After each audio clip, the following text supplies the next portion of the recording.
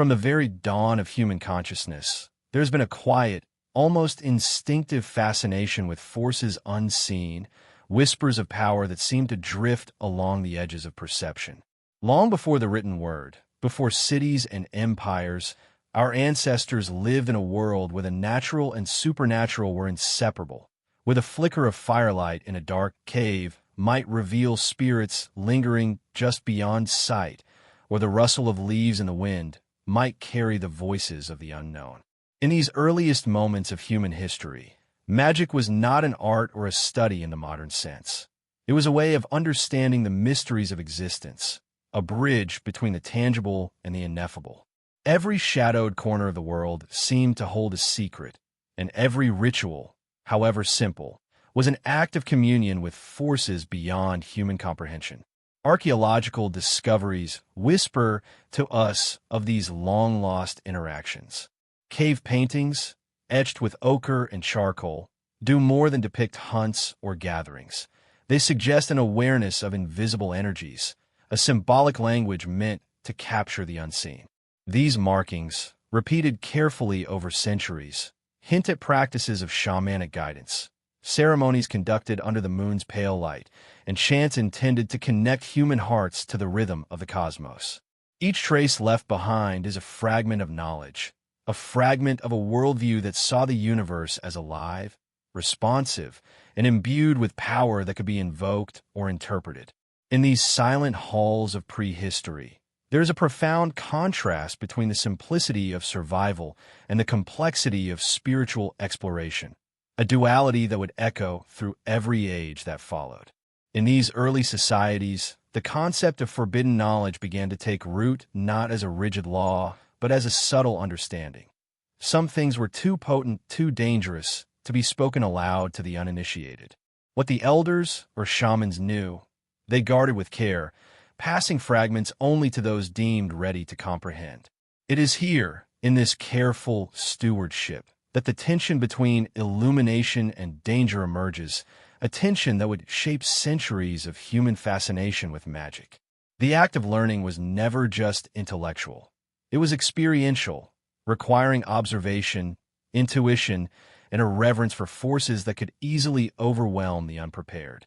These were lessons woven into daily life, rituals that blended necessity with mystery, planting and harvest, birth and death, the changing of seasons, all became opportunities to glimpse the underlying energies that govern the world. As human societies evolved, so too did the methods of preserving and transmitting knowledge. While spoken word and performance retained their importance, symbols and early markings began to encode the wisdom of shamans and priests. Every gesture, every carefully drawn symbol in stone or pigment, carried meaning beyond the immediate, a cipher meant to instruct the initiated. It was in this delicate balance that the earliest forms of magical tradition took shape, part practical guidance for survival, part invitation to explore realms beyond ordinary perception. The duality of seen and unseen, of knowledge and mystery, formed the very essence of what would, in later centuries, be recognized as forbidden wisdom. The power of these early magical practices lay not in spectacle, but in subtlety. There is no dramatic flourish here, no grand performance to enthrall the spectator. Rather, it is the quiet act of aligning oneself with forces both natural and supernatural, of moving through a world rich with signs and portents.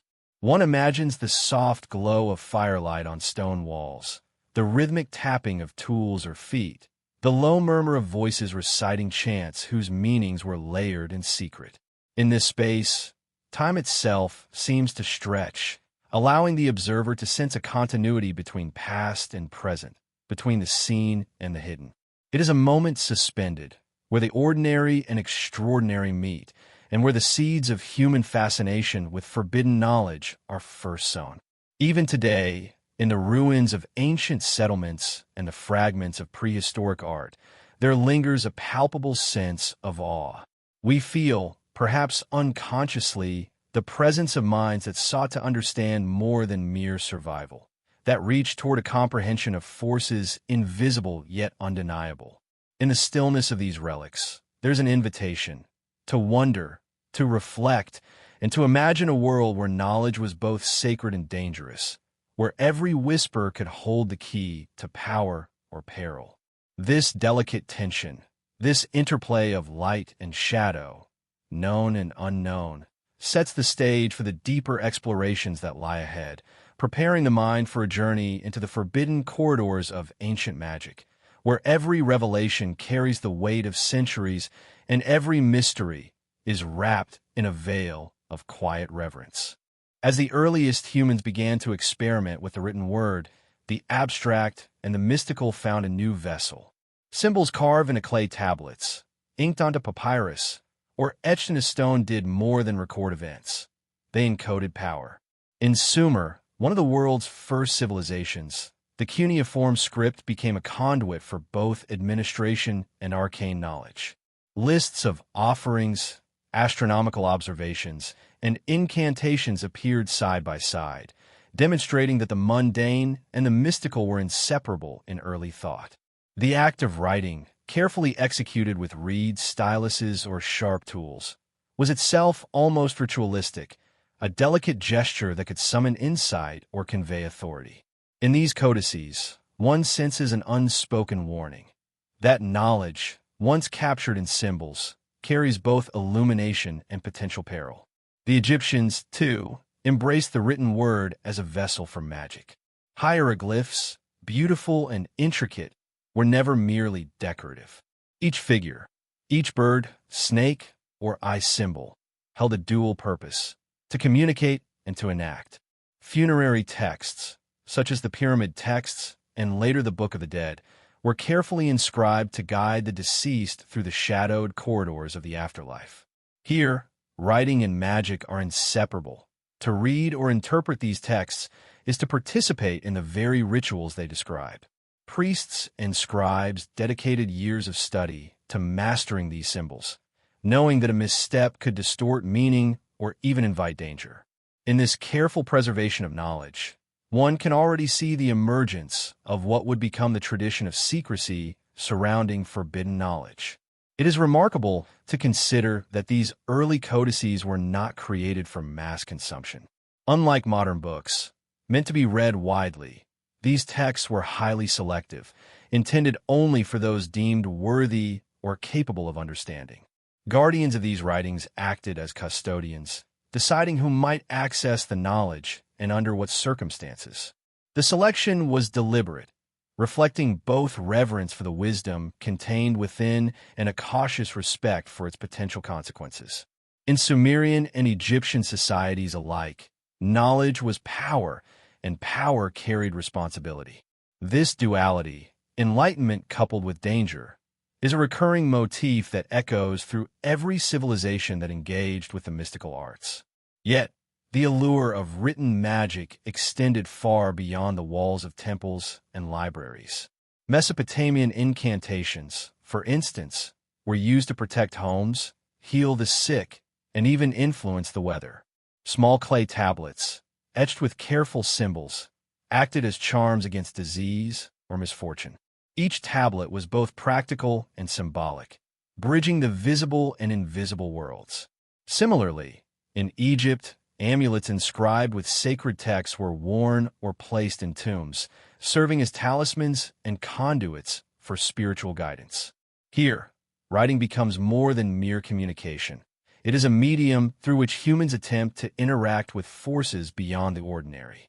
The subtle interplay of function and secrecy creates a tension that is both practical and deeply evocative, a signature of forbidden knowledge.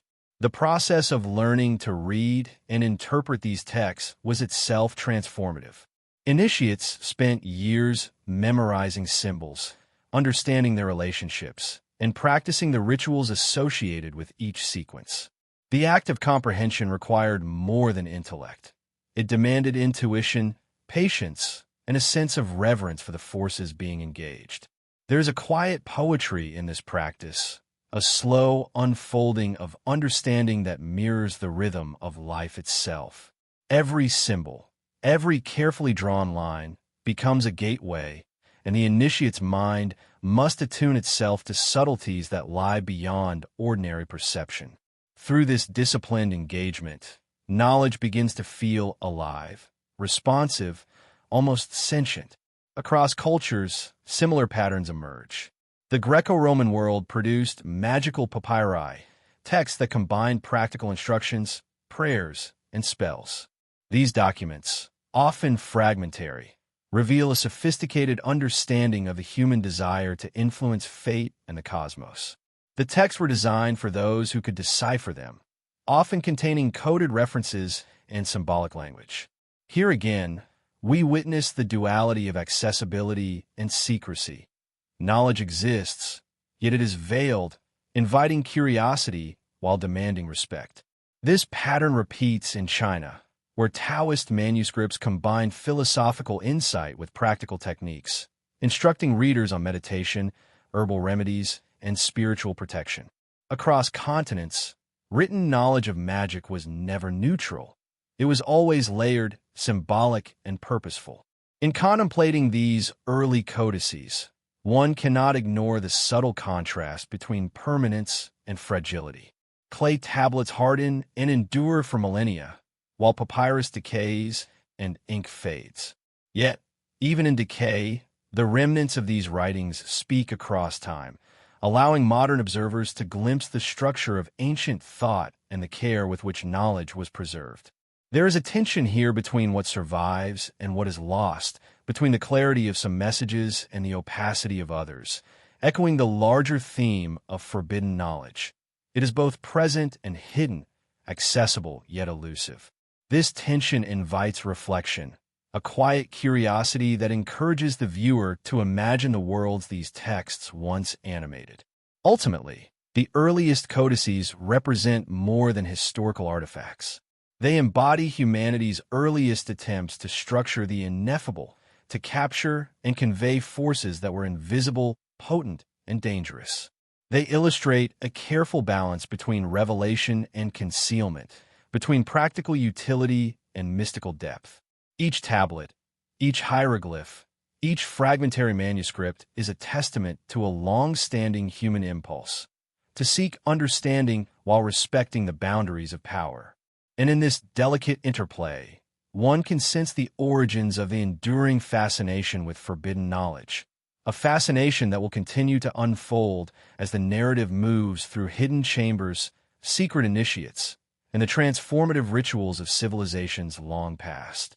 As civilizations matured, the safeguarding of knowledge became increasingly entwined with the spaces in which it was kept. Knowledge, particularly that which was considered powerful or dangerous, demanded not only careful transcription, but also carefully designed sanctuaries. Temples, pyramids, and hidden chambers were constructed with a dual purpose: to honor the sacred and to protect the secrets contained within. Each stone placed, each corridor aligned, was done with deliberate intention, suggesting that the architecture itself was a form of communication, a language of protection and concealment. Walking through these spaces, one can almost sense the reverent hush that would have enveloped those who entered them, a quiet acknowledgement that they were not merely in a building, but in a living repository of unseen power. In Egypt, the labyrinthine interiors of pyramids illustrate this principle vividly. Beyond the grandeur of the outer facade lies a complex network of corridors, chambers, and concealed passages, carefully designed to guard the tombs of pharaohs and the sacred knowledge inscribed within. These spaces were not arbitrary. They were constructed to align with celestial bodies, to echo ritualistic significance, and to ensure that only the worthy, those who understood the symbolism and the rites, could approach the innermost sanctums. It is a delicate interplay between accessibility and inaccessibility, a tension that heightens the sense of mystery. The contrasts are striking. The bright sunlit exterior promises openness, yet the interior, shadowed and silent, whispers of hidden truths. Beyond Egypt, similar approaches can be observed in other ancient societies. Mesopotamian ziggurats, towering step structures, served not only as religious centers, but as symbolic bridges between the heavens and the earth. Inside, Chambers were used for ritual and instruction, accessible only to priests and initiates trained in the sacred arts. These hidden spaces functioned as repositories of both knowledge and power, ensuring that the mysteries contained within remained protected from misuse or misinterpretation. Each step, each threshold, marked a transition from the ordinary world into one where understanding required humility, discipline, and respect. In this way, architecture itself became a form of pedagogy, teaching through both design and restriction. The concept of secrecy in space extended beyond monumental architecture. Smaller, more intimate spaces, hidden libraries, crypts, or alcoves within temples, were employed to safeguard texts, scrolls, and ritual implements. In these carefully concealed niches, manuscripts might be stored in clay jars, wooden chests, or beneath false floors, emphasizing the fragility and preciousness of knowledge. The very act of accessing such a space was transformative. It required preparation, permission, and awareness of the potential consequences of unguarded curiosity. This ritualized approach to knowledge imbued even the physical act of entering a chamber with significance, turning the seeker's journey into both a literal and symbolic passage into the sacred. Guardians of these spaces were often trained to recognize both threats and seekers, distinguishing between the uninitiated and those deemed worthy. In many societies, a ritualistic or symbolic initiation marked the right to enter these hidden spaces, ensuring that knowledge was transmitted responsibly. The silent corridors, candlelit alcoves, and shadowed staircases of these sanctuaries were as much a part of the teaching as the texts and artifacts themselves. Walking through such a place required not just physical presence, but attunement of mind and spirit, a quiet acknowledgement of the power contained within the walls. In this way, architecture and secrecy worked together to maintain balance between revelation and concealment. The use of hidden spaces also reinforced the perception that the knowledge contained within was otherworldly, potent, or dangerous. By controlling access and designing the environment to evoke awe and caution, ancient cultures cultivated a sense of sacredness and mystery. The contrast between the ordinary exterior and the hidden interior mirrored the duality of magic itself. Visible and invisible, accessible yet forbidden. Visitors who glimpsed these spaces were often left with a lasting impression of power, of wisdom that could not be casually claimed, and of the thin boundary between enlightenment and danger. In this deliberate layering of architecture and secrecy, one senses the careful cultivation of respect and fear, of curiosity tempered by reverence. This philosophy extended to storage techniques within the spaces themselves. Parchments, clay tablets, and ritual tools were often arranged with intention, sometimes in coded sequences, to preserve both practical and symbolic meaning. Certain chambers were deliberately made confusing, with labyrinthine layouts designed to challenge even those with partial knowledge. The placement of objects, the orientation of passages, and even the flow of light within these chambers could convey hidden messages or amplify ritual significance. Here, space becomes an extension of the magical and the sacred, a physical manifestation of the principles of concealment and revelation that underpin forbidden knowledge. Even in ruins, the echoes of these hidden chambers persist. Archaeologists and historians, tracing passageways and measuring alignments, often feel a sense of silent communication across time. The walls, though worn, seem to hum with purpose. The shadows cast by sunlight reveal patterns that hint at ritual and intention. In these moments, one is reminded that the ancients were not merely builders, but architects of experience, curating the journey of discovery as carefully as the knowledge itself. The physical act of entering these spaces, whether in imagination or reality, becomes an exercise in patience, reflection, and subtle attentiveness, a quiet dialogue between the past and the present. Ultimately, hidden chambers and sacred spaces illustrate a fundamental principle of forbidden knowledge, that the value of wisdom is inseparable from the context in which it is held. It is not enough to possess the text or the tool. one must approach with the right intent, guided by awareness and respect. These spaces teach that learning is not merely about acquisition, but about attunement to forces both visible and unseen. They embody the delicate interplay between illumination and concealment, between ordinary perception and the extraordinary realms that knowledge can reveal. In this way, the silent corridors and shadowed chambers of the ancient world become more than architectural feats.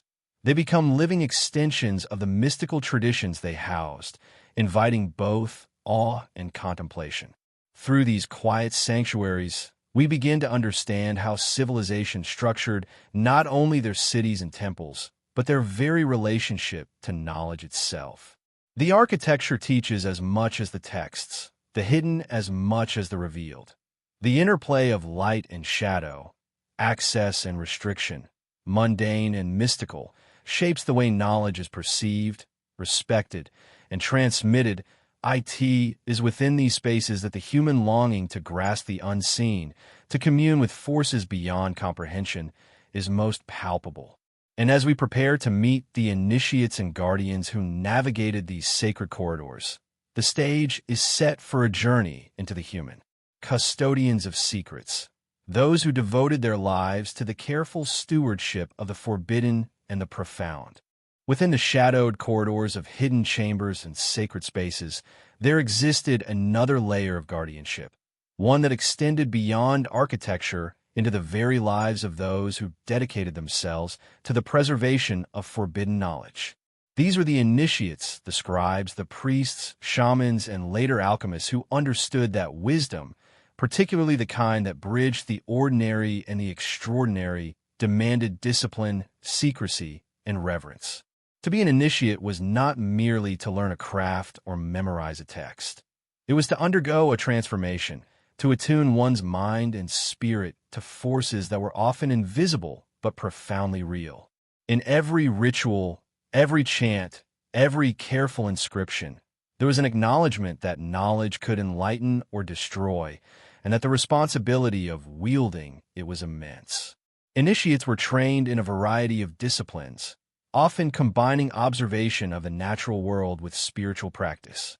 Shamans, for instance, learned to read patterns in the stars, the flow of water, the behavior of animals, and the subtle shifts in wind and weather.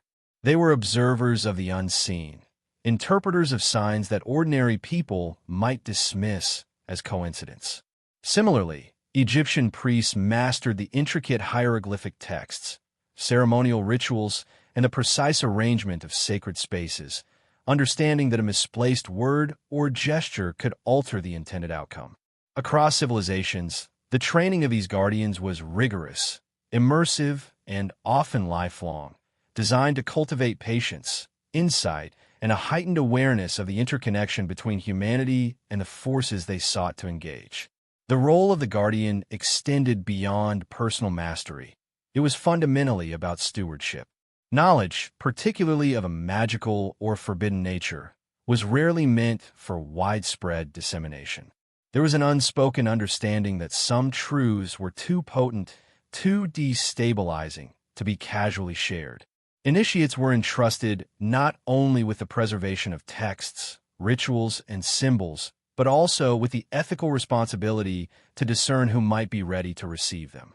This careful curation of knowledge illustrates the recurring theme of duality in the history of magic: wisdom paired with caution, revelation balanced with concealment.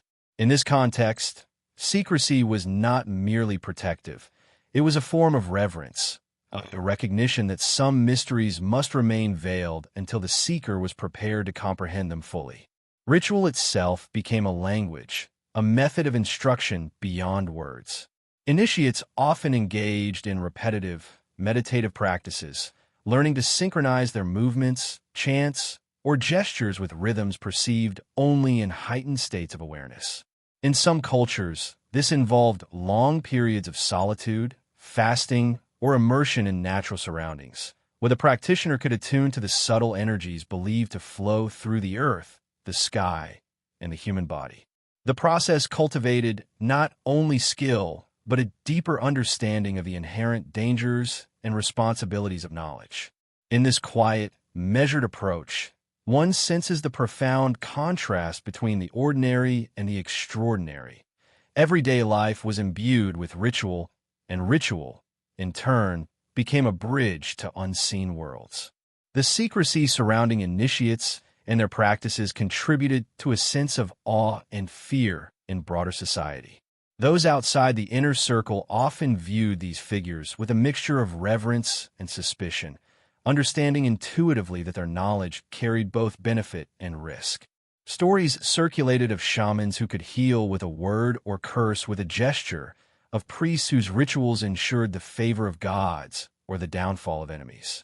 This duality reinforced the mystique of initiates, positioning them as intermediaries between the ordinary world and realms of hidden power. Through their careful guardianship, they became living embodiments of the balance between illumination and danger, guiding society while safeguarding forces that few could fully comprehend.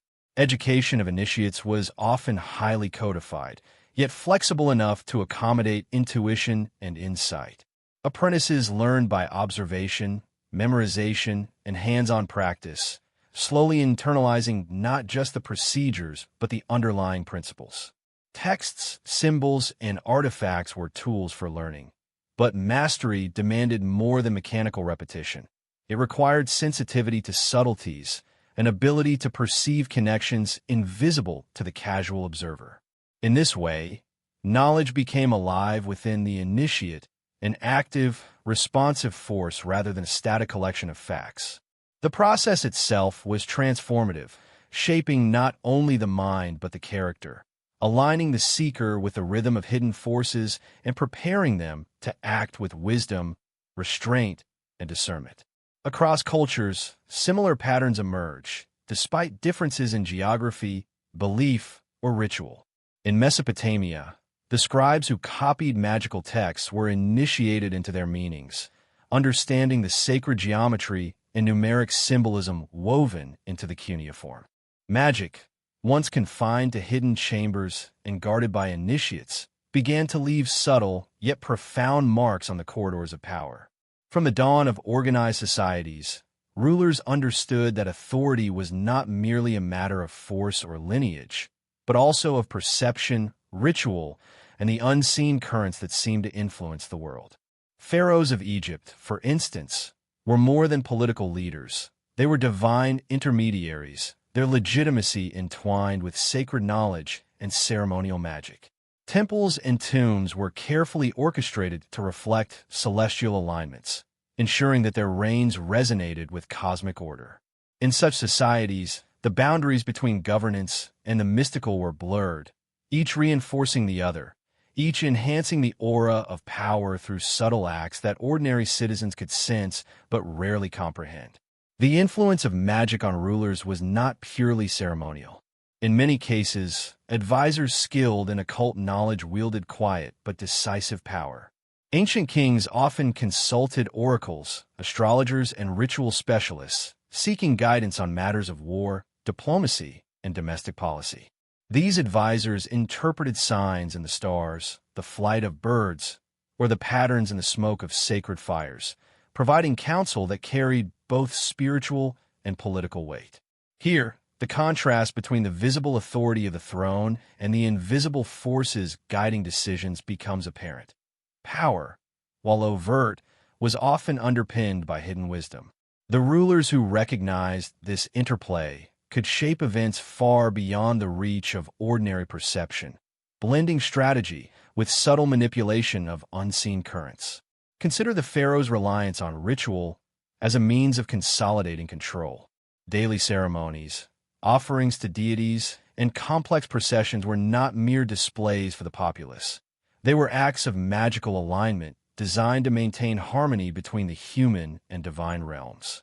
Each gesture, each recitation, reinforced the legitimacy of the ruler and invoked protection or favor. This careful intertwining of governance and magic demonstrates that forbidden knowledge was not just a private pursuit of the elite, but a tool that shaped entire civilizations. The subtle power of ritual reminded both ruler and citizenry that authority extended beyond the material into the sacred, enhancing the mystique of kingship while embedding the unseen in the fabric of daily life. In Mesopotamia, the same principle applied, though manifested differently. Kings often consulted priests and diviners who possessed secret knowledge encoded in cuneiform texts and ritual practices.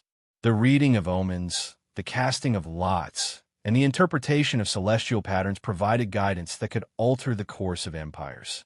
These practices, while cloaked in mystery, were deeply practical, reflecting a worldview in which human action and cosmic forces were intertwined. The contrast between public display and private counsel reinforced the aura of sovereignty, demonstrating that the unseen could shape events as decisively as armies or laws.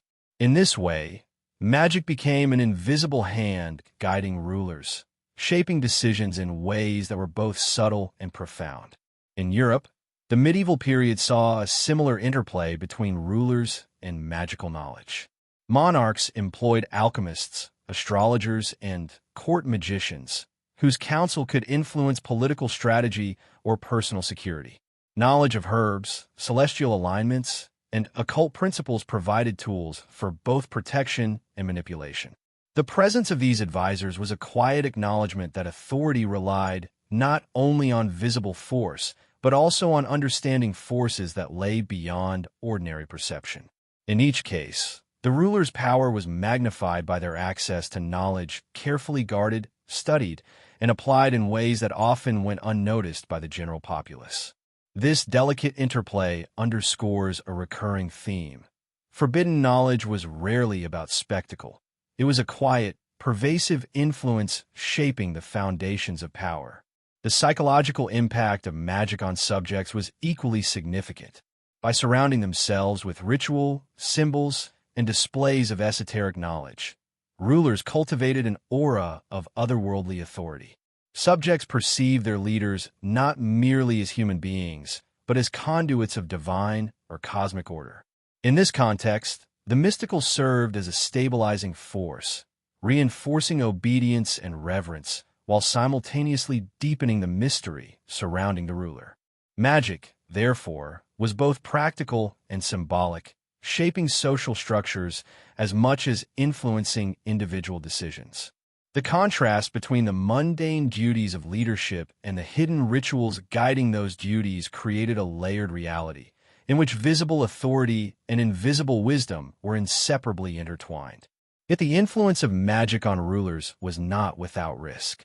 Those who misused knowledge, or who relied too heavily on unseen forces without understanding, could invite misfortune, rebellion, or personal catastrophe. Historical accounts hint at rulers undone by misguided counsel, failed rituals, or the misuse of forbidden practices. Here, the delicate balance between power and knowledge becomes starkly evident. Wisdom must be coupled with discernment, ritual with understanding, secrecy with responsibility. It is in this careful calibration that the true significance of forbidden knowledge emerges, as both a tool of guidance and a potential source of peril. Despite these risks, the integration of magic into rulership persisted because its subtle influence was undeniable. Across continents and centuries, leaders recognized that the unseen could shape events as profoundly as armies, laws, or commerce. From pharaohs to emperors, from Mesopotamian kings to medieval European monarchs, the careful application of magical knowledge allowed rulers to navigate uncertainty, consolidate power, and maintain social cohesion, in each case. The practice was imbued with both reverence and caution, a reflection of the enduring tension between illumination and concealment, authority and mystery. Through these examples, one begins to perceive the broader cultural implications of forbidden knowledge. It was not merely the domain of scholars or initiates. It permeated the highest echelons of power, influencing decisions that shaped the course of human history. The interplay between secrecy and revelation, between spiritual insight and political strategy, illustrates that magic was not an abstract pursuit, but a practical force, quietly guiding events while remaining largely invisible. This perspective prepares the viewer for the next layer of exploration, the diffusion of magical knowledge. beyond rulers, into societies and civilizations at large, where its subtle influence continued to shape human culture and belief. Ultimately, the study of magic behind the thrones reveals a world in which power was both seen and unseen, where authority was reinforced by ritual and hidden wisdom, and where knowledge itself became a force capable of guiding empires. The delicate balance between revelation and concealment, between ordinary governance and mystical influence, reflects the timeless human understanding that some truths are potent precisely because they are hidden. In this quiet tension lies the enduring fascination of forbidden knowledge, a fascination that will unfold further as we explore its presence across civilizations and the ways in which secrecy and wonder have shaped the human experience for millennia. As the influence of magic seeped into the lives of rulers and the fabric of empires, it also spread more widely across civilizations, shaping cultures, beliefs, and practices in ways both subtle and profound. Forbidden knowledge was not confined to temples or royal courts. It permeated the everyday lives of those who understood, even in fragments, the power of ritual, symbol, and observation. Across continents, from Egypt and Mesopotamia to Greece, Rome, China, and the Americas, humans developed unique systems of mystical thought, each reflecting the interplay between the known and the unknown, the ordinary and the extraordinary. While these traditions varied in form and expression, a shared understanding persisted, that the universe is alive, responsive, and capable of being influenced by those who could perceive its hidden rhythms. In Egypt, magic was inseparable from religion and governance. The priests and scribes who maintained sacred knowledge ensured that rituals, charms, and spells were aligned with both celestial patterns and the cycles of daily life. Every action, from planting to burial, carried a dual significance, practical and mystical. Healing was achieved through carefully recited incantations. Protection came from amulets inscribed with sacred texts. Even monumental architecture, from temples to obelisks, reflected an understanding of cosmic alignment, blending spiritual, social, and political influence into a seamless whole. Here, knowledge was both practical and profound, a force woven into the very rhythm of society, yet carefully guarded by those trained to wield it responsibly. Mesopotamian civilizations, too, developed intricate magical traditions that fused observation with ritual. Incantations, astrological calculations, and divination techniques were meticulously recorded on clay tablets, offering guidance in both daily matters and the governance of cities. Magic was employed to protect households, heal illness, and influence outcomes that might otherwise appear beyond human control. These practices illustrate a delicate balance between the tangible and the intangible. Priests and diviners acted as intermediaries, translating cosmic and spiritual forces into actionable counsel. The careful preservation of these texts, often kept in restricted libraries or sacred chambers, reinforced the dual nature of forbidden knowledge, revealing what could be used safely while veiling that which was too potent for general access. In the Greco-Roman world, magic took on diverse forms, reflecting philosophical inquiry, religious devotion, and practical necessity. Greek mystics and Egyptian-inspired magicians alike explored the manipulation of symbols, the invocation of deities, and the understanding of celestial patterns. Magical papyri preserved spells for love, protection, and influence over fortune, blending linguistic sophistication with esoteric knowledge. Roman elites frequently consulted astrologers and seers, seeking insight into events that might affect public and private life. The practice of magic here, as in other civilizations, created a contrast between ordinary perception and hidden truths, offering those with access a sense of advantage and empowerment, while maintaining the air of mystery that made the knowledge simultaneously alluring and forbidden. Farther east, China cultivated mystical traditions that intertwined philosophy, medicine, and ritual. Taoist texts describe techniques for harmonizing the human body with natural energies, cultivating longevity, and aligning with cosmic principles. Alchemy, meditation, and divination became tools for understanding the hidden dynamics of existence. These practices were guarded by initiates and masters, transmitted slowly and carefully to ensure both comprehension and ethical application. In this context, the forbidden was not necessarily illegal, but required discipline and insight. The potential power of the knowledge demanded respect and responsible use.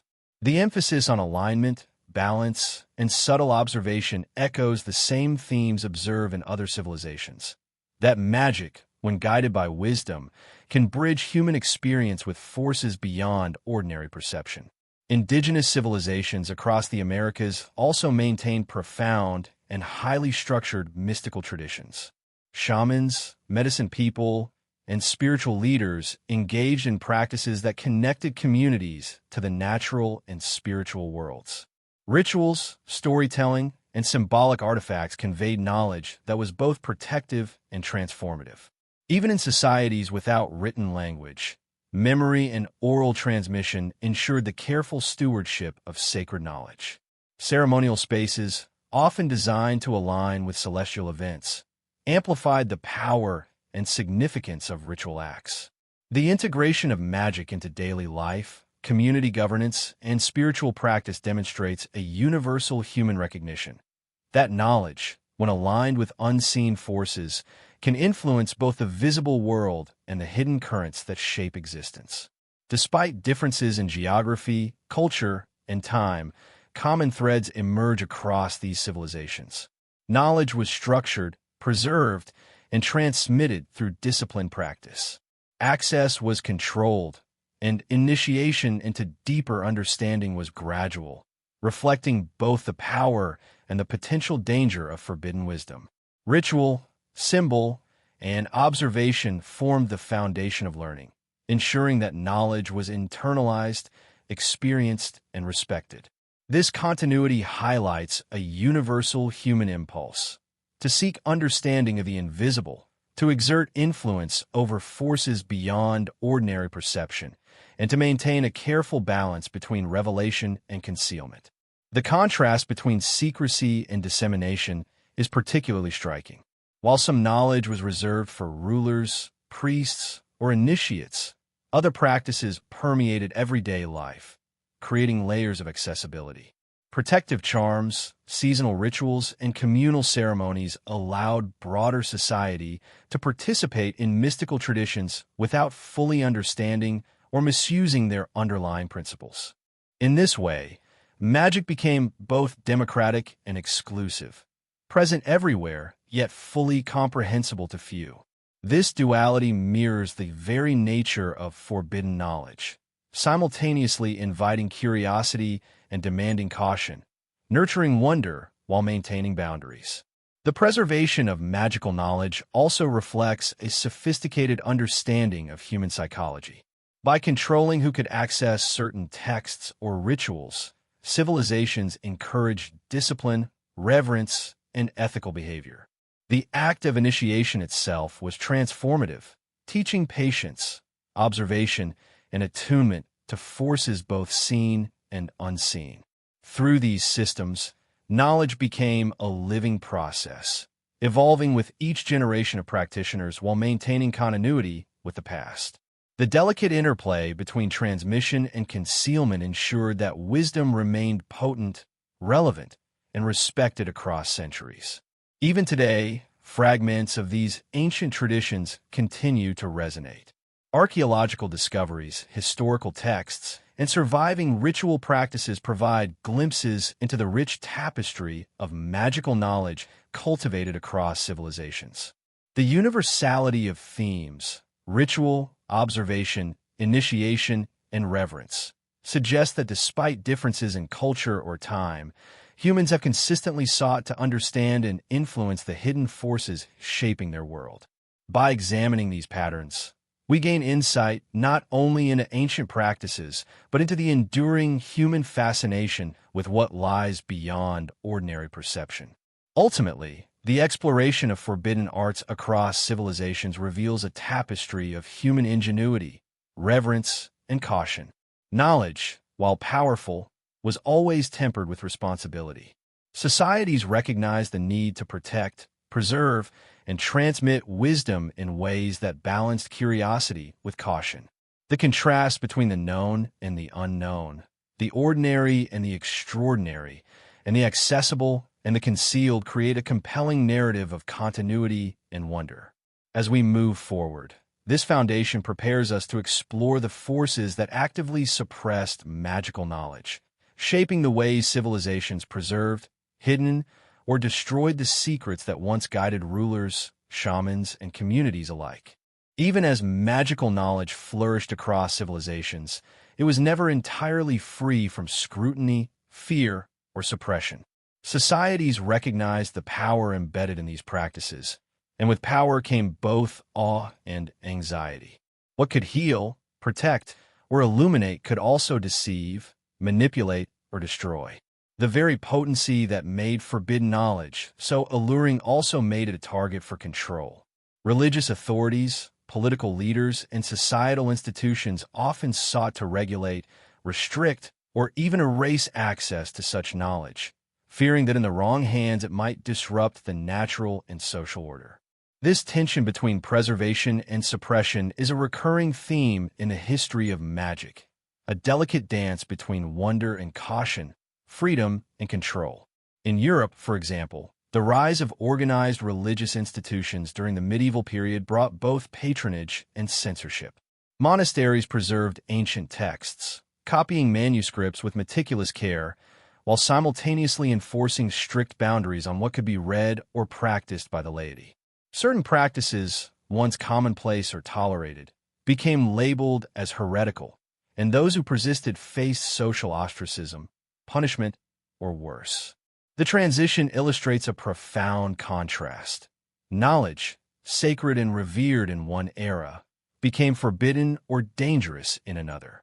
The very same rituals, symbols, and texts that once empowered communities were now shrouded in secrecy, their study confined to those who dared or were permitted to tread carefully along these shadowed paths.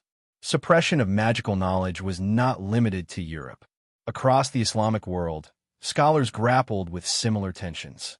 While many texts on astrology, alchemy, and ritual were preserved, access was often restricted to select circles of initiates.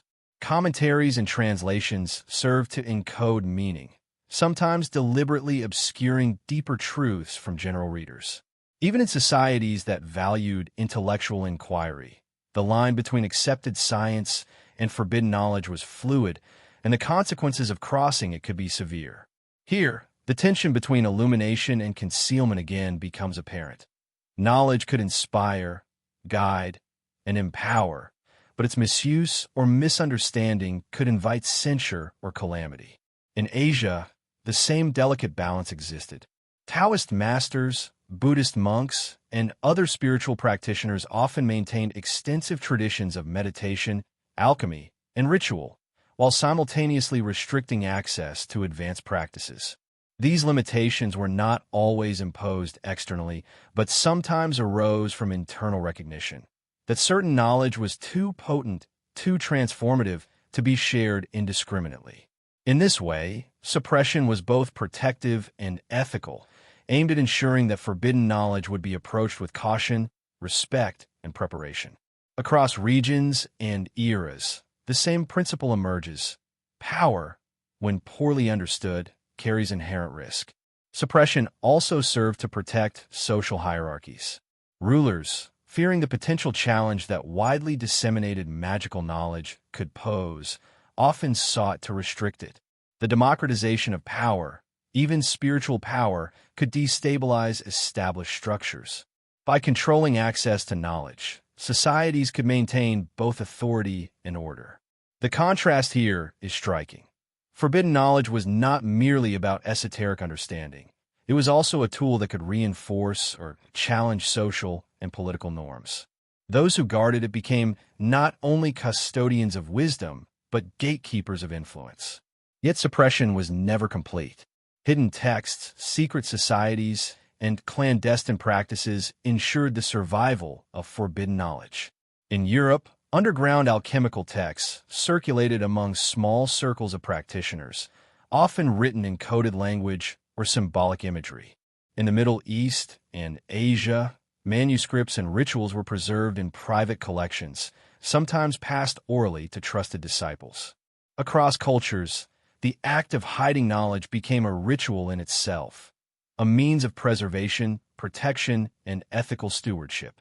The deliberate concealment added to the aura of mystery, amplifying curiosity while safeguarding the potent truths contained within. The consequences of suppression were paradoxical. While some knowledge was lost to time, other fragments became more alluring precisely because they were forbidden. Human imagination thrives on mystery, and the very act of hiding knowledge magnified its perceived potency. Legends, myths, and oral traditions often grew around these lost or restricted practices, ensuring that even when the original texts or rituals vanished, their essence endured. This interplay of concealment and fascination demonstrates that suppression, while limiting access, also intensified the cultural and psychological impact of forbidden knowledge, creating a legacy that persists in myth, story, and historical inquiry. In addition, suppression often led to synthesis. When access to original texts or practices was restricted, scholars and practitioners adapted, combined, and transformed fragments into new systems of knowledge. Alchemy, for example, evolved through layers of preservation, reinterpretation, and symbolic encoding, blending scientific experimentation with mystical philosophy. Similarly, magical texts and practices in Europe, Asia, and the Middle East were often reinterpreted across generations, creating complex traditions that balanced secrecy with utility. In this way, suppression did not merely destroy knowledge. It reshaped it, embedding layers of symbolism, ethical caution, and hidden meaning that would endure for centuries. The tension between forbidden knowledge and societal control also illustrates the enduring human fascination with the unseen. Despite, or perhaps because of, efforts to regulate, restrict, or erase it, curiosity persisted.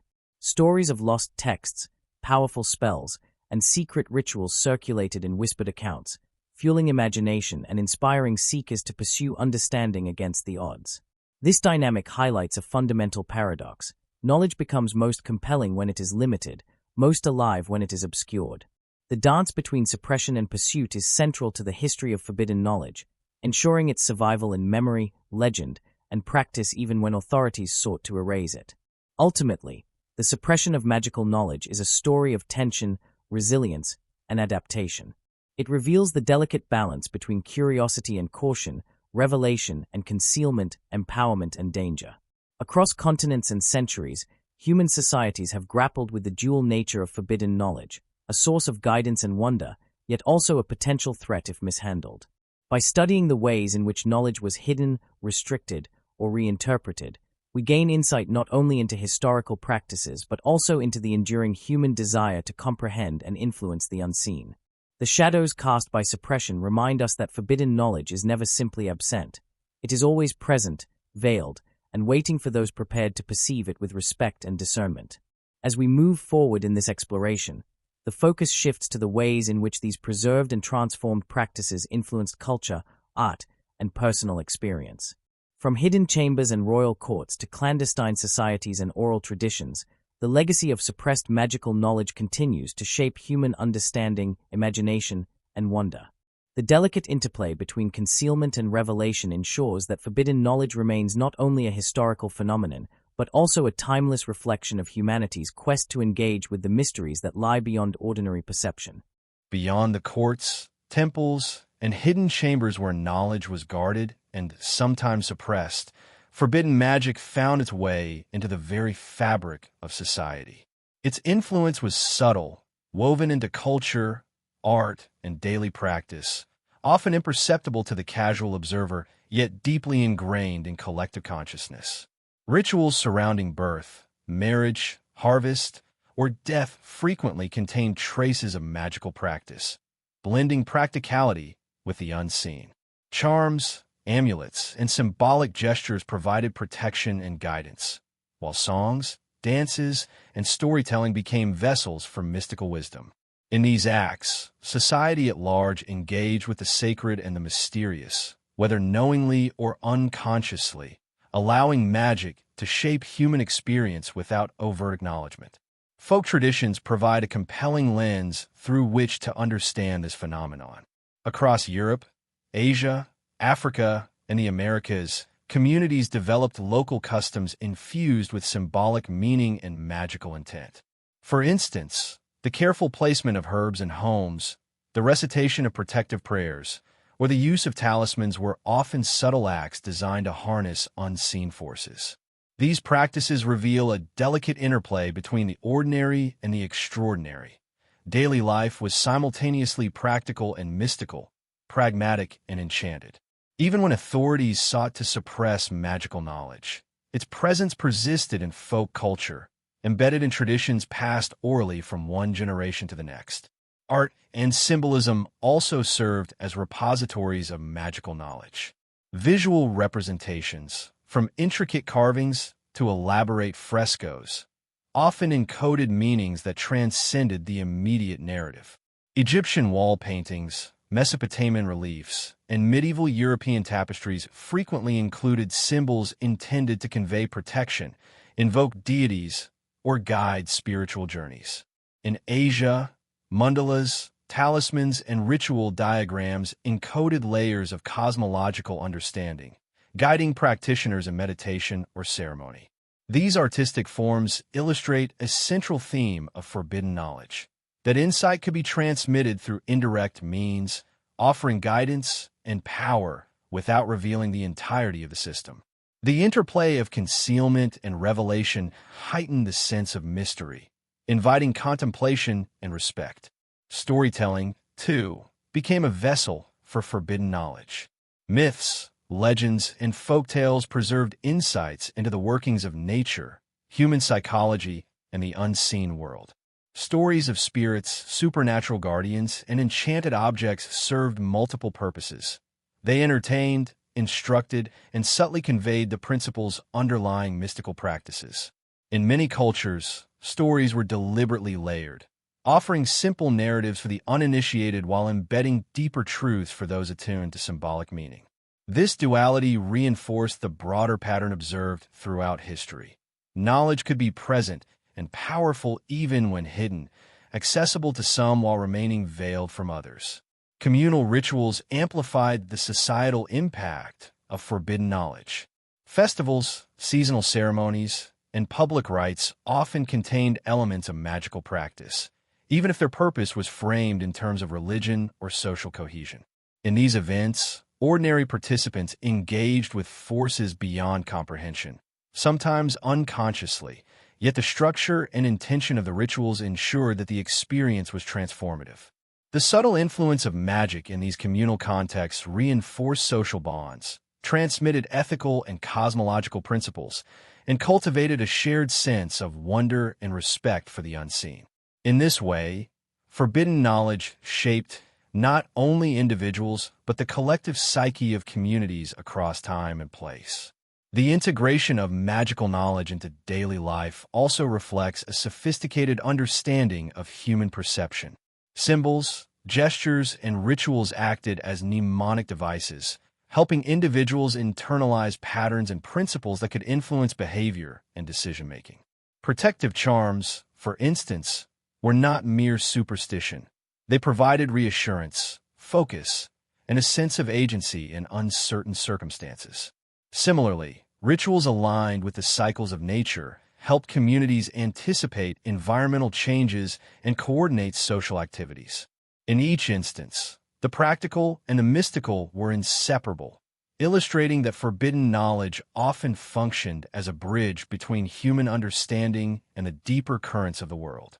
Despite the widespread integration of magical practices, the tension between secrecy and accessibility remained constant. Certain knowledge was widely shared, embedded in community rituals or folk wisdom, while other aspects were jealously guarded by initiates or elders. This duality created a layered society of understanding, in which the ordinary and the extraordinary coexisted, each informing the other. The very presence of hidden practices heightened curiosity and reverence, encouraging careful observation and engagement. In this way, forbidden knowledge shaped societal norms, influenced ethical behavior, and fostered a culture of attentiveness to the unseen.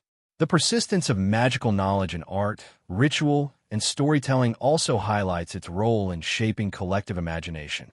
Through symbols and narratives, generations of individuals absorbed principles of balance, protection, and transformation. They learned, often unconsciously, to perceive patterns in nature, to recognize the interdependence of forces, and to respect the delicate equilibrium that sustains life. Even when formal training or direct access to text was denied, the essence of forbidden knowledge endured, transmitted through subtle, culturally embedded forms that guided behavior and perception. This enduring presence underscores the resilience of mystical traditions, which adapted to societal constraints while retaining their transformative power. While forbidden knowledge shaped society and culture in subtle ways, its deepest influence was often felt on a profoundly personal level. For initiates, practitioners, and even observant individuals, engagement with hidden wisdom was transformative, guiding thought, perception, and experience. The journey into forbidden knowledge was rarely abrupt. It unfolded gradually, with each discovery, ritual, and insight altering the seeker's understanding of the world and themselves. In these personal encounters, knowledge was not abstract. It was a living, responsive force, shaping perception, behavior, and consciousness. The contrast between ordinary life and the inner experience of revelation heightened the allure and gravity of forbidden wisdom, making it both captivating and humbling. Initiates often described a sense of awakening, a subtle shift in awareness that extended beyond intellectual comprehension. Meditation, ritual, or careful observation of natural and cosmic patterns fostered an acute sensitivity to forces invisible to the untrained eye. The world, once taken for granted, appeared layered with meaning, resonance, and unseen currents. Every gesture, word, or object could carry significance. This transformation was not merely theoretical. It shaped practical decisions, ethical considerations, and the capacity for empathy. By attuning to the subtle dynamics of life, initiates learn to navigate challenges with discernment and precision, demonstrating that forbidden knowledge was as much about inner development as external mastery. Ritual practice served as a bridge between the visible and the invisible, allowing the practitioner to engage with forces that were otherwise imperceptible. Whether through the precise alignment of objects, the rhythmic recitation of incantations, or the performance of symbolic gestures, each act was designed to cultivate presence, focus, and resonance with unseen energies. In some traditions, prolonged engagement in ritual produced heightened states of consciousness, enabling initiates to perceive connections between phenomena that others overlooked. These experiences reinforced the perception that the universe was responsive, alive, and subtly ordered, offering insights that could guide action, foster protection, or illuminate hidden truths. The transformative power of ritual illustrates that forbidden knowledge was not simply academic. It was experiential, lived, and deeply embodied. The internalization of hidden wisdom also fostered a profound ethical awareness. Initiates quickly realized that knowledge carries responsibility. To act without understanding or to wield power carelessly could have unintended consequences. This recognition cultivated humility, patience, and discipline, virtues essential to responsible engagement with forbidden knowledge. In many traditions, ethical guidance was embedded in the very structure of learning, ensuring that personal transformation was inseparable from moral development. The seeker, therefore, became a steward of power, guided by both wisdom and conscience, reflecting the enduring principle that true understanding is inseparable from ethical discernment. Dreams, visions, and altered states of consciousness often served as vehicles for revelation. Across civilizations, initiates reported encounters with symbolic imagery, divine messengers, or guiding spirits, experiences that conveyed understanding beyond the limits of ordinary cognition. In Egypt, visions were interpreted as messages from deities or ancestors. In China, dreams revealed harmonies between human intention and cosmic forces, In indigenous American traditions, shamanic journeys provided insight into natural and spiritual dynamics. These experiences, whether literal or metaphorical, reinforced the transformative dimension of forbidden knowledge, showing that it was not only a body of practices or texts, but also a pathway to heighten perception and self-realization. The personal journey of forbidden knowledge also fostered a profound sense of connection. Initiates often described feeling attuned to cycles of nature, celestial rhythms, and the underlying currents of existence. This perception of interconnection nurtured empathy, awareness, and a recognition of patterns that might otherwise remain unseen. Knowledge, in this sense, was not merely power. It was a lens through which to engage more consciously and responsibly with the world. By internalizing the hidden principles of ritual, observation, and symbolism, practitioners became part of a larger continuum of wisdom, linked across generations and geographies by shared understanding and reverence for the unseen. Many practitioners also reported a deepened appreciation for the limits of ordinary perception. Forbidden knowledge, by its nature, resides at the boundary between the known and unknown, demanding patience, observation, and humility. The act of learning itself becomes a practice in restraint, encouraging the seeker to acknowledge what is not yet understood and to approach new insights with care. This cultivated a mindset that valued subtlety, attentiveness, and reflection, qualities that were as practical as they were spiritual. The contrast between what is accessible and what is hidden is central to the experience of forbidden knowledge, creating a dynamic interplay of curiosity, reverence, and disciplined engagement. Mentorship and lineage played a crucial role in shaping personal experience. The guidance of experienced practitioners ensured that learning occurred within a framework of ethical responsibility, structured progression, and careful observation. Knowledge transmitted without context or guidance could lead to misinterpretation or misuse, emphasizing the importance of careful stewardship. Initiates often underwent years of apprenticeship, gradually absorbing practices, interpretations, and insights in a controlled and guided environment. The relationship between teacher and student became a sacred conduit, linking generations of wisdom and reinforcing the continuity of practice. The transformative nature of engagement with forbidden knowledge often left lasting effects on cognition, perception, and worldview. Initiates reported heightened sensitivity to symbols, patterns, and relationships, along with an increased awareness of subtle forces in their environment. Decisions, actions, and social interactions were influenced by this expanded perception, demonstrating that knowledge, when internalized, becomes an active guiding force. The personal dimension of forbidden wisdom, therefore, is inseparable from lived experience. It shapes not only understanding, but also behavior, values, and engagement with the world. Ultimately, the personal experience of forbidden knowledge reveals the essence of its enduring allure. It is not merely the accumulation of texts or the performance of rituals that captivates the human mind, but the transformative impact on consciousness, perception, and ethical awareness.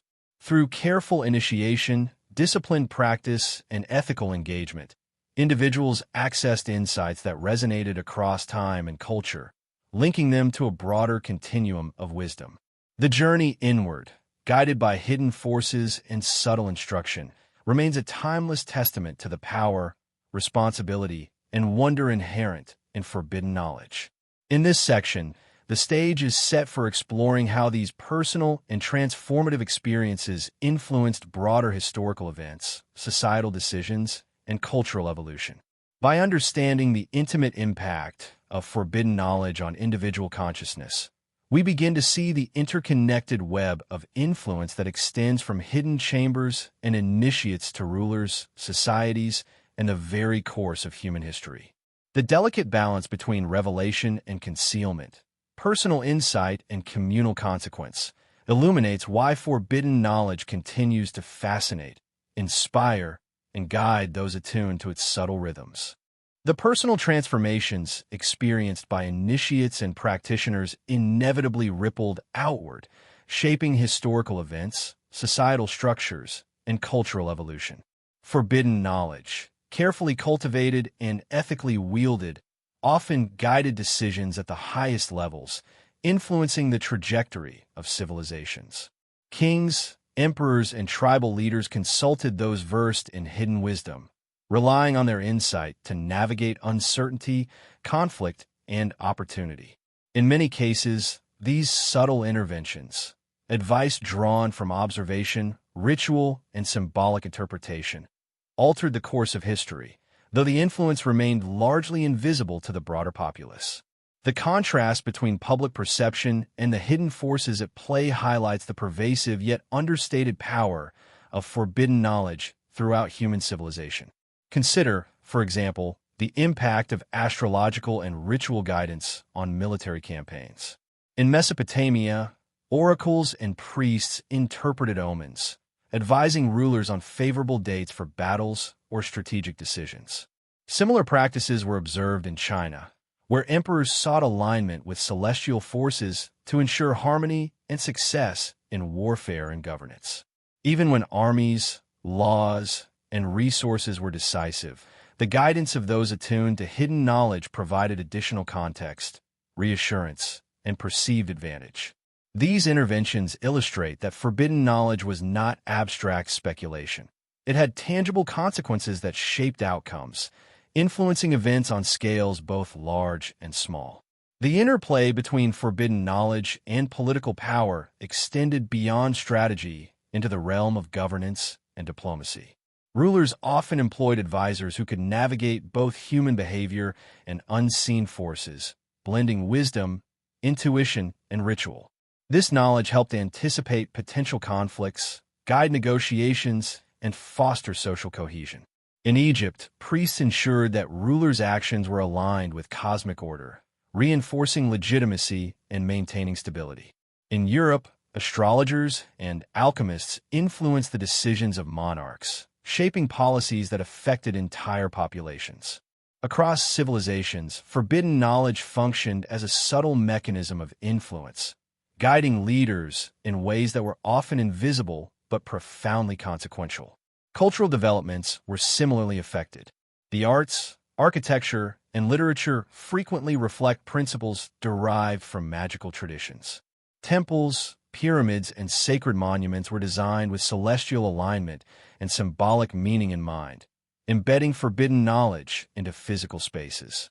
In medieval Europe, illuminated manuscripts, tapestries, and religious iconography incorporated symbols and narratives that conveyed layers of mystical understanding. In Asia, ritual objects, mandalas, and ceremonial spaces encoded complex cosmologies and ethical frameworks. By integrating hidden wisdom into cultural artifacts, civilizations ensured that knowledge endured across generations, shaping perception, aesthetics, and communal identity even when direct access to texts or rituals was restricted. Economic and technological decisions were also subtly informed by forbidden knowledge. Alchemical experiments, medicinal practices, and agricultural rituals all combined observation, ritual, and empirical insight. The careful timing of planting, harvesting, and treatment of crops, guided by astronomical and natural cycles, improved yield and mitigated risk. Similarly, understanding the properties of materials through mystical and alchemical study led to innovations in metallurgy, medicine, and craft. While these practices were rooted in both observation and symbolism, their tangible outcomes influenced the material prosperity and stability of societies. Forbidden knowledge, therefore, functioned as both practical tool and spiritual framework, seamlessly blending insight and utility. Social hierarchies were reinforced and sometimes challenged through the transmission of hidden knowledge. Access to advanced practices and texts was restricted, conferring status and responsibility on initiates, priests, and scholars. At the same time, exceptional individuals who demonstrated insight, ethical discernment, and discipline could rise within these systems, bridging ordinary and extraordinary spheres.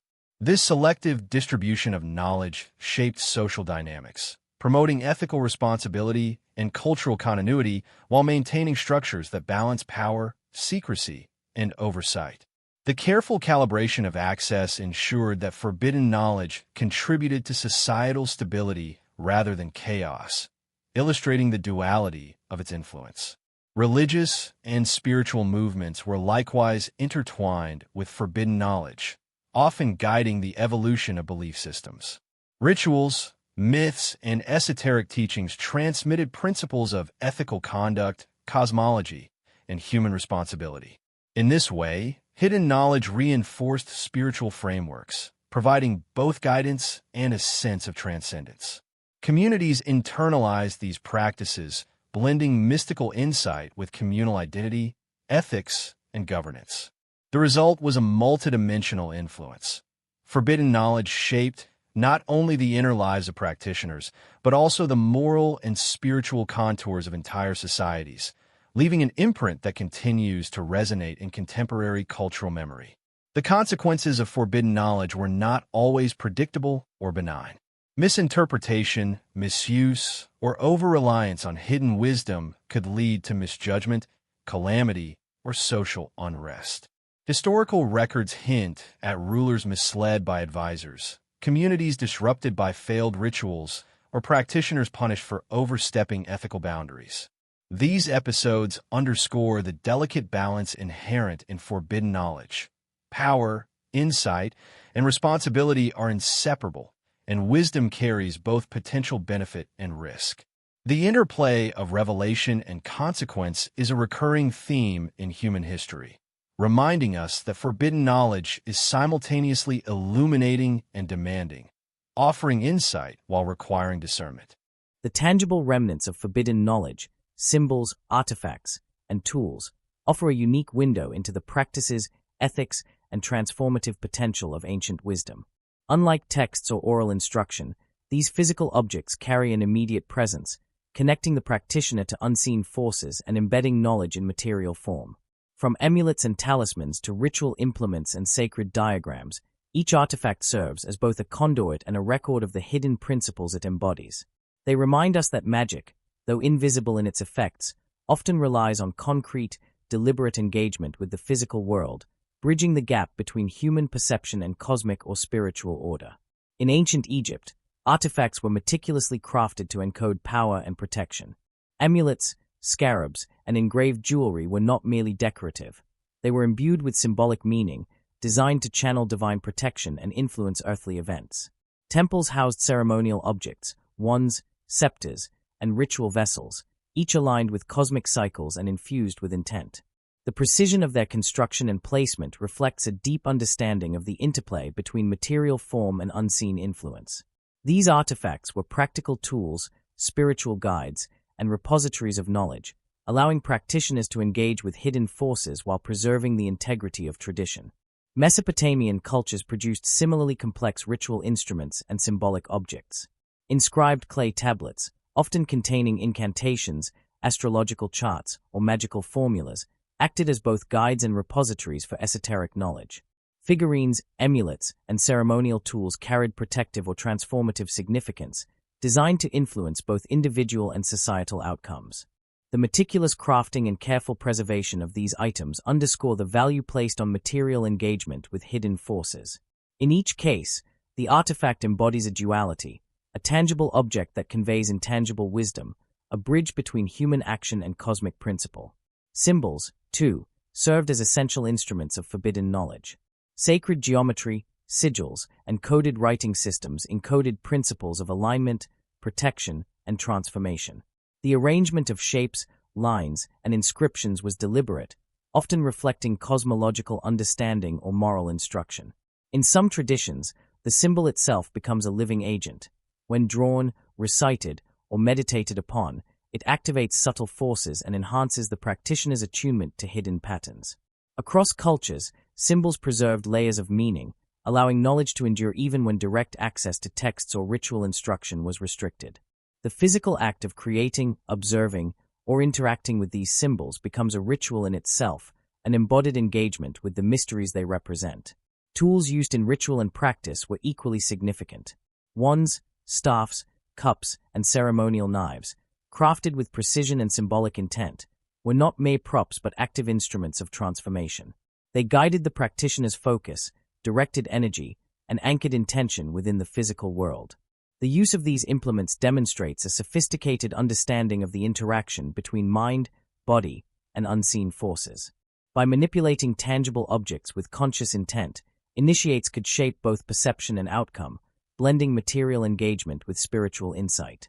This approach underscores a recurring theme in forbidden knowledge: the union of practical and mystical, visible and invisible, ordinary and extraordinary. The preservation of artifacts and symbols also reflects the careful stewardship of knowledge. Many objects were intentionally hidden, buried, or stored in sacred spaces to prevent misuse or to protect their potency.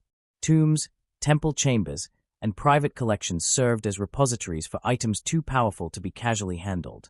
This deliberate concealment highlights the ethical dimension of forbidden knowledge.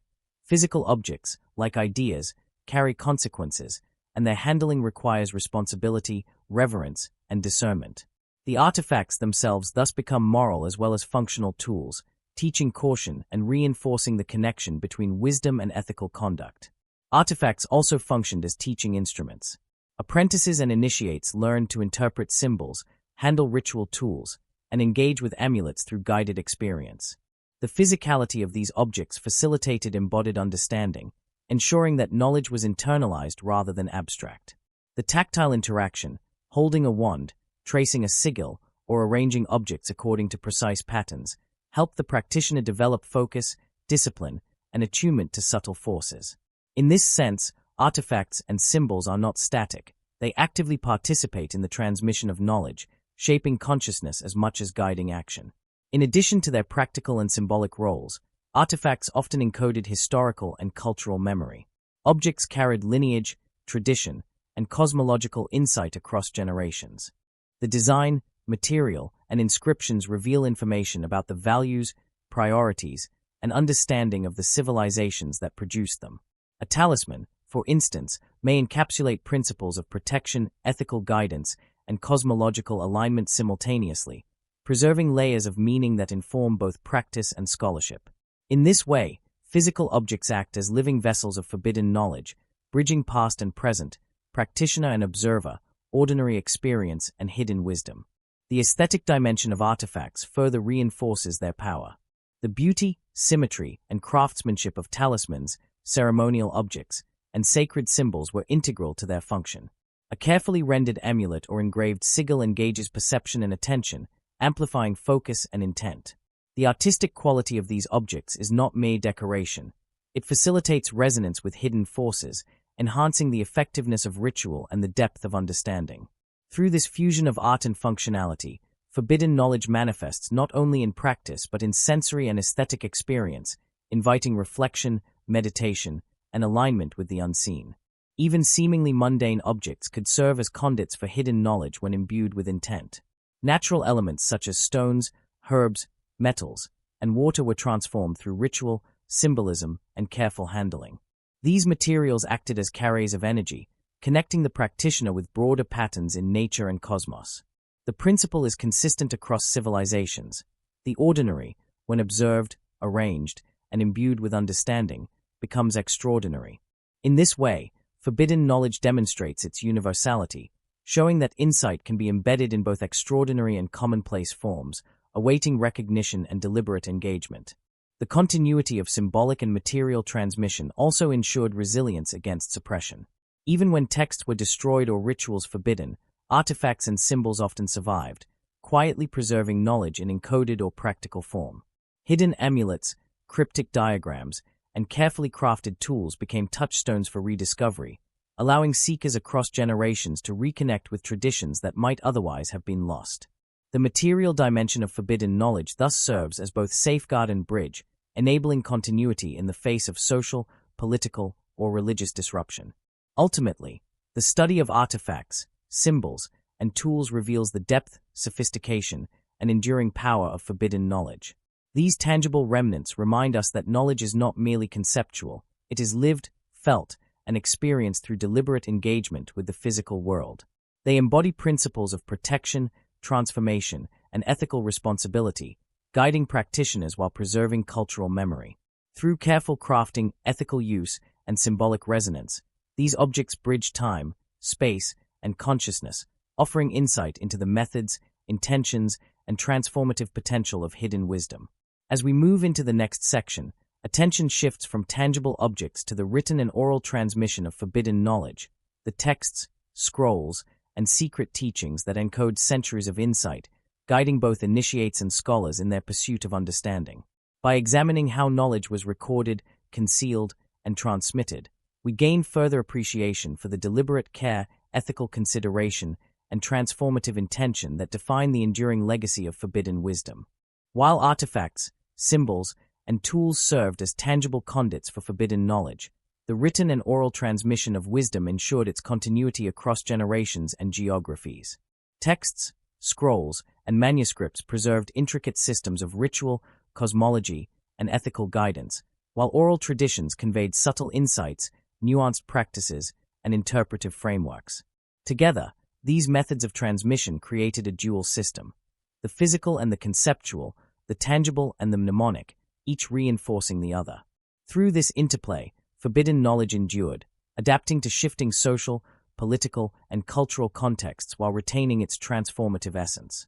In many civilizations, written texts were carefully encoded to protect their contents.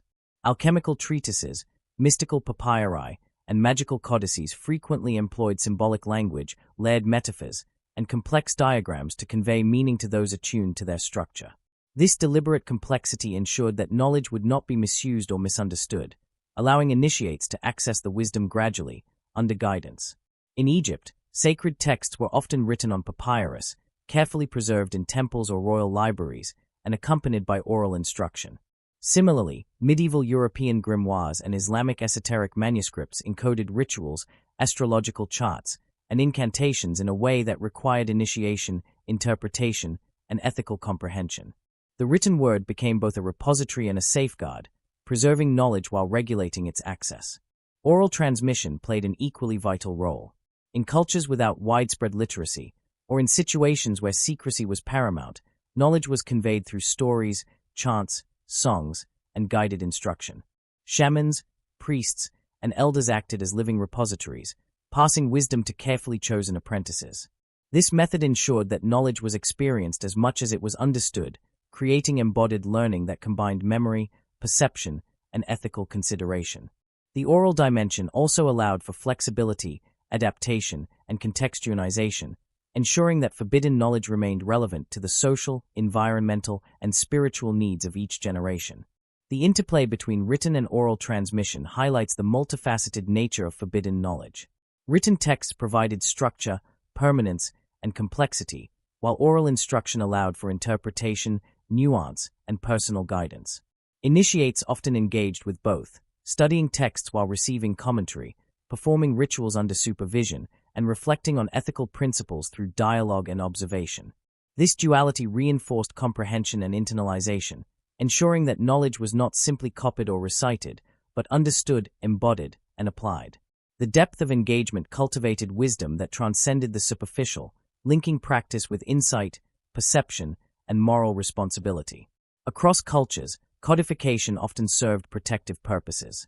Many texts were deliberately obscure, using ciphers, symbolic notation, or poetic language to conceal meaning from the uninitiated. This careful obfuscation reinforced the contrast between revelation and concealment, rewarding discipline, patience, and attentiveness. The process of decoding, interpreting, and applying the teachings became an integral part of learning, shaping cognitive patterns, ethical awareness, and spiritual insight.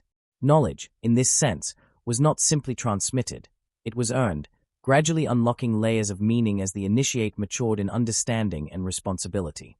In some cases, oral and written traditions converged in ritualized performance. Recitation of sacred texts, chants, or incantations often accompanied physical actions, symbolic gestures, and engagement with artifacts. The simultaneous use of sound, movement, and visualization reinforced the potency of knowledge, creating multisensory experiences that enhanced internalization and attunement. These practices illustrate the holistic approach of forbidden knowledge. It engaged mind, body, and spirit, integrating observation, symbolism, and ethical awareness into a cohesive framework.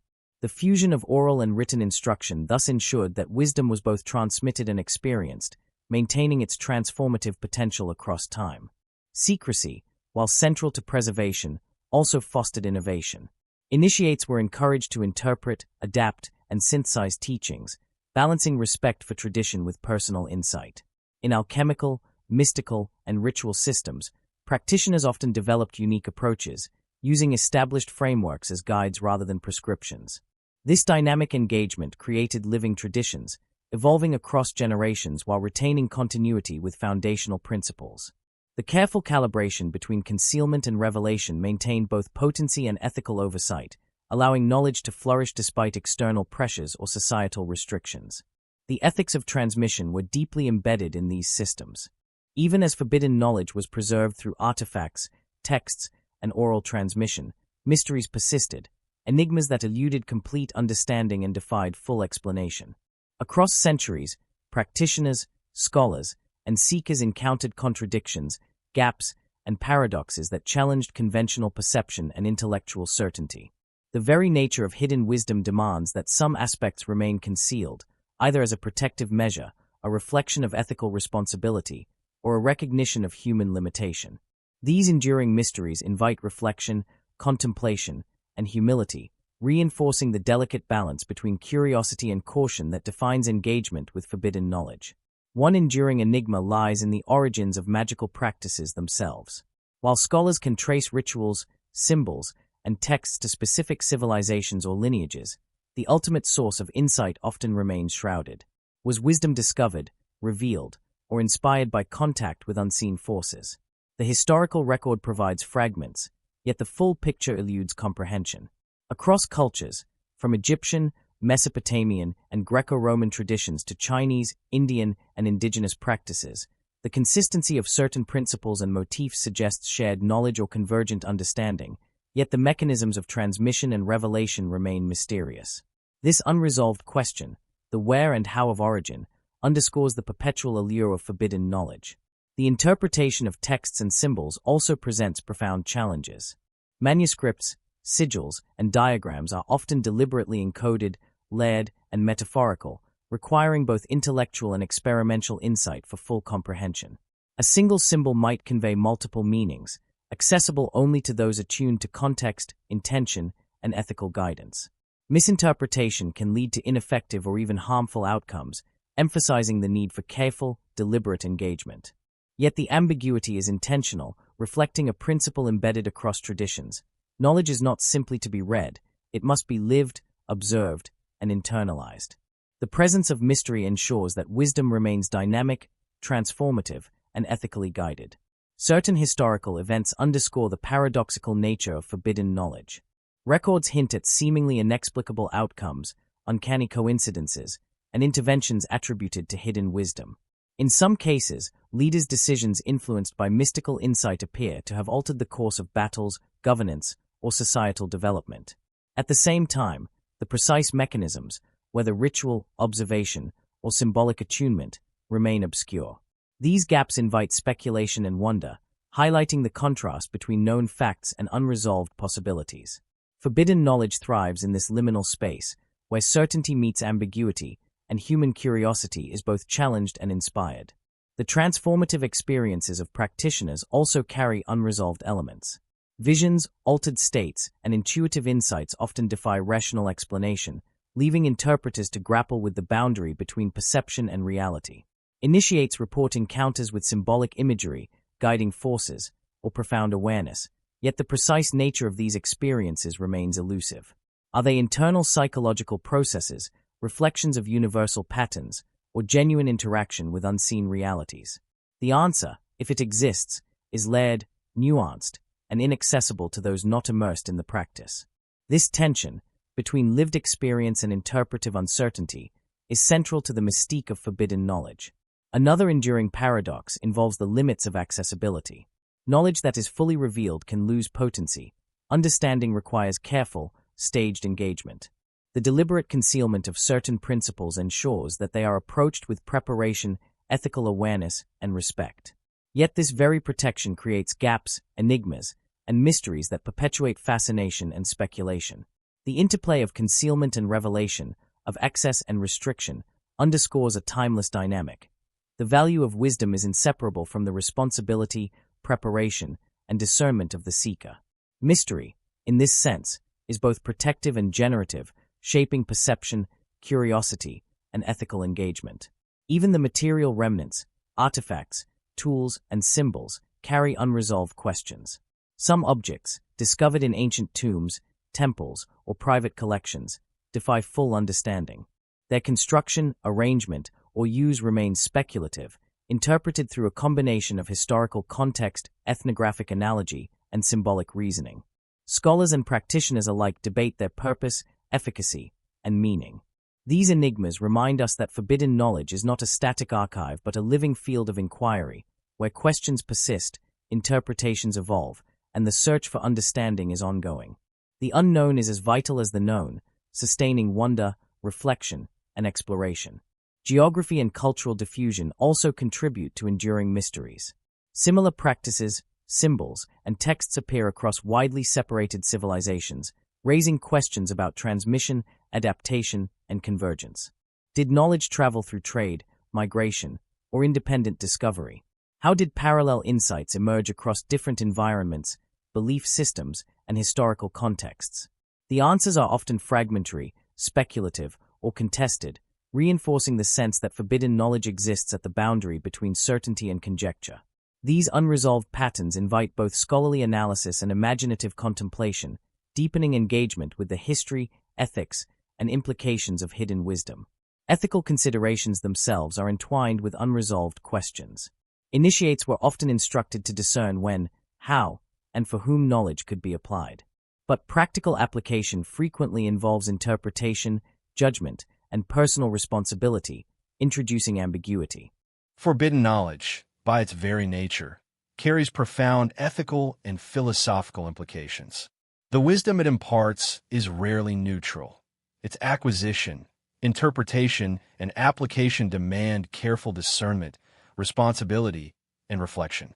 Across civilizations, the custodians of hidden knowledge emphasized not only technical mastery, but also moral integrity, teaching that insight without ethical grounding can lead to imbalance, harm, or corruption. The ethical dimension is central to understanding why knowledge was concealed, why initiation and mentorship were required, and why certain practices were restricted to those deemed ready. In this sense, forbidden knowledge is as much a guide to moral and philosophical awareness as it is a practical or mystical resource. Ethical engagement begins with the recognition of limitation. Initiates were taught that understanding is never absolute. Some truths remain concealed, and human comprehension is bounded. Acknowledging this limitation fosters humility, patience, and reverence, qualities essential to responsible practice. The deliberate concealment of certain rituals, texts, or symbols serves not only to protect potency, but also to cultivate ethical mindfulness. By confronting the boundaries of knowledge, seekers learn to navigate curiosity with care, distinguishing between exploration that enriches understanding and curiosity that risks misuse or hubris. This balance between pursuit and restraint defines the ethical landscape of forbidden knowledge. Philosophical reflection also frames engagement with hidden wisdom. Many traditions emphasize the interconnectedness of all phenomena, the correspondence between the seen and unseen, and the consequences of action within broader cosmic or social systems. Knowledge is thus inseparable from context. Every insight carries responsibility. Every application has potential consequences, and every discovery reflects ethical considerations. Initiates were guided to consider not only what could be done with knowledge, but also what should be done, fostering discernment that extends beyond personal ambition to encompass communal and cosmic impact. In this way, forbidden knowledge functions as a lens for understanding the moral dimensions of existence. The principle of stewardship is central to these teachings. Knowledge is a resource, a tool, and a responsibility. Its acquisition is not merely an intellectual exercise, but a commitment to ethical engagement, preservation, and conscientious application. Mentorship, structured initiation, and guided practice reinforce this stewardship, ensuring that insight is wielded responsibly and that power is exercised with care. In many cases, failure to honor these principles had social, spiritual, or personal consequences, emphasizing that forbidden knowledge is inseparable from moral discipline and reflective practice. Ethical considerations extend to the consequences of secrecy itself. Concealment is protective but also carries responsibility. Knowledge must be preserved for those prepared to engage with it wisely. Historical accounts suggest that knowledge misapplied or disclosed prematurely led to social disruption, personal misfortune, or spiritual imbalance. The tension between openness and restriction reflects a central ethical challenge, balancing the desire for understanding with the duty to protect, guide, and act responsibly. In this context, secrecy is not arbitrary. It is an ethical mechanism designed to ensure the safe and meaningful transmission of wisdom. Reflection on forbidden knowledge also invites consideration of intent. The moral value of knowledge is inseparable from the motives and character of the practitioner. Knowledge pursued for selfish gain, coercion, or domination contrasts sharply with knowledge sought for understanding, healing, or ethical insight. Ancient traditions consistently emphasize this distinction, teaching that intent shapes both the effectiveness and ethical weight of practice. The interplay between power and purpose highlights a profound philosophical truth. Wisdom is not merely technical skill or information, but an integrated practice of discernment, ethical alignment, and mindful application. Another aspect of ethical engagement lies in the integration of knowledge into daily life. Forbidden wisdom was rarely intended for theoretical speculation alone. It guided behavior, social interaction, and personal decision-making. Principles embedded in ritual, symbolism, and instruction provided frameworks for ethical action, fostering balance, empathy, and communal responsibility. The application of knowledge extended beyond ritual practice, influencing leadership, justice, and care for the natural and social environment. In this sense, forbidden knowledge served as both guide and mirror, reflecting the moral and philosophical dimensions of human existence while shaping practical choices. The reflective nature of forbidden knowledge also encourages continual self-assessment. Initiates were urged to consider the alignment between knowledge, intention, and outcome. Ethical engagement requires not only understanding rules and principles, but also monitoring consequences, adapting behavior, and refining perception. Through this iterative process, knowledge becomes a living practice rather than static information, fostering both personal transformation and social responsibility. Reflection, in this sense, is both a tool and an ethical obligation, ensuring that forbidden wisdom remains a force for insight, balance, and constructive influence. Philosophical meditation on hidden knowledge highlights the tension between empowerment and restraint. Access to insight can inspire creativity, clarity, and efficacy, yet it also demands vigilance, discernment, and ethical grounding. This tension is central to the enduring fascination with forbidden knowledge.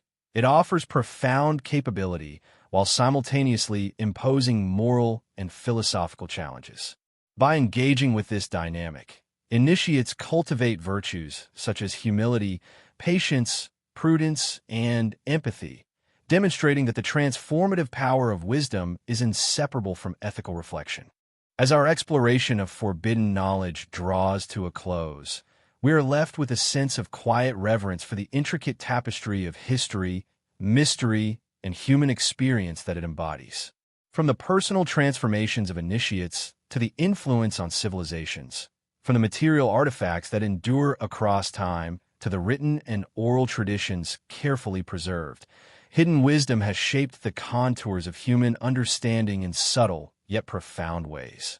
It invites contemplation not only of what has been discovered, but also of what remains beyond perception, reminding us that the known and unknown exist in a delicate balance that continues to shape our journey through life. Forbidden knowledge is, at its core, a testament to humanity's yearning for insight, connection, and transformation.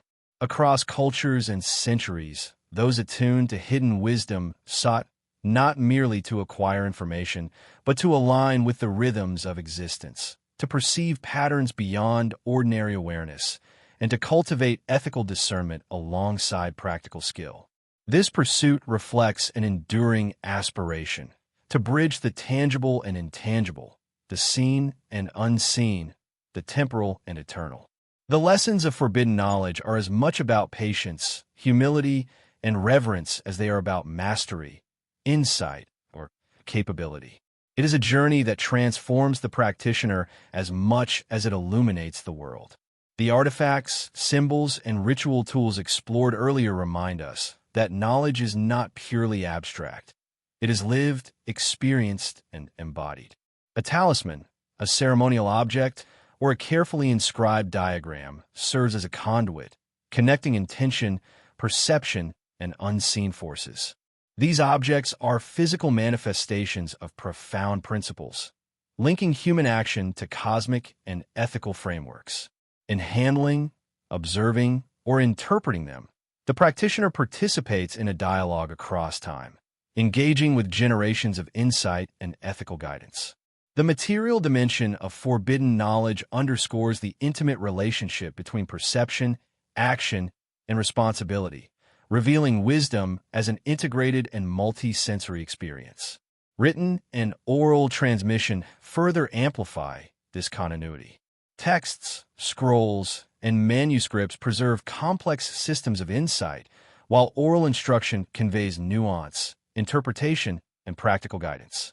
Together, they form a living continuum, ensuring that knowledge endures, adapts, and retains its potency despite societal upheavals, loss, or suppression. This duality, tangible and mnemonic, recorded and performed, highlights a key aspect of forbidden knowledge. It is dynamic, experiential, and resilient. Preservation is not passive. It is an active practice, demanding discernment, ethical awareness, and engagement. The mysteries and paradoxes we have encountered remind us that knowledge is never fully reducible to certainty. Contradictions, gaps, and unresolved questions are not shortcomings, but essential features, sustaining curiosity, reflection, and ethical consideration. The unknown challenges us, inviting humility, attentiveness, and reverence. These enduring enigmas cultivate an awareness that knowledge, even when powerful and transformative, exists within limits. Engagement with hidden wisdom is therefore not a pursuit of mastery alone, but a careful navigation of the interplay between insight, responsibility, and the inherent mysteries of existence. Ethical and philosophical reflection is inseparable from this pursuit. Wisdom is not neutral. Its acquisition and application carry consequences. Initiates were guided to act with integrity, discernment, and foresight, understanding that power and insight are inseparable from responsibility.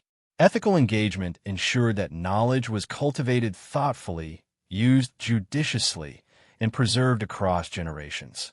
This balance between capability and conscience, revelation and restraint, is central to the enduring relevance of forbidden knowledge.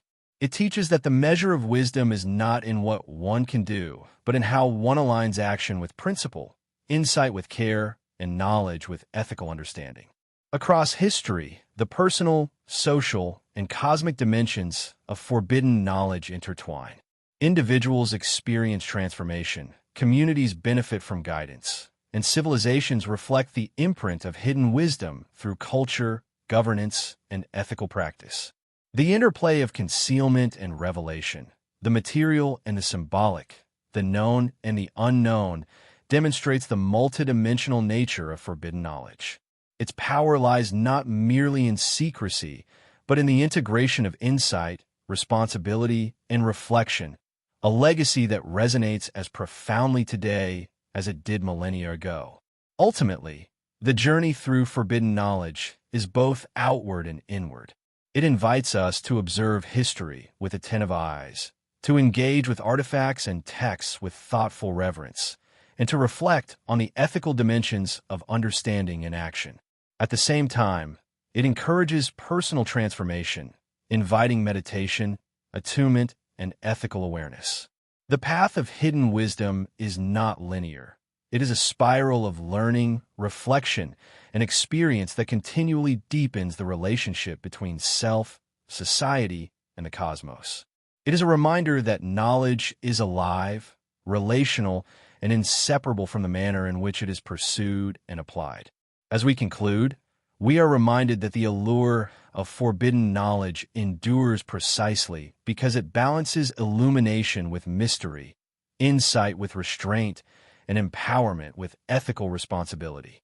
It is a living testament to human curiosity, imagination, and reverence for the unknown. Its legacy is not only found in texts, artifacts, or rituals, but in the cultivated awareness, moral discernment, and reflective engagement it inspires.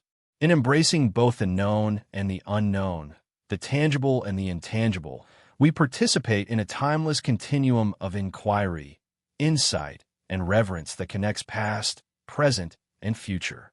Let this reflection linger as a gentle invitation to explore with care, to observe with wonder, and to act with integrity.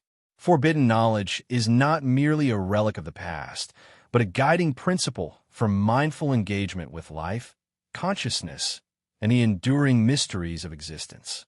In its balance of revelation and concealment, history and transformation, personal insight and societal impact, it offers both guidance and humility, leaving us with a serene appreciation for the depth, beauty, and enduring power of hidden wisdom.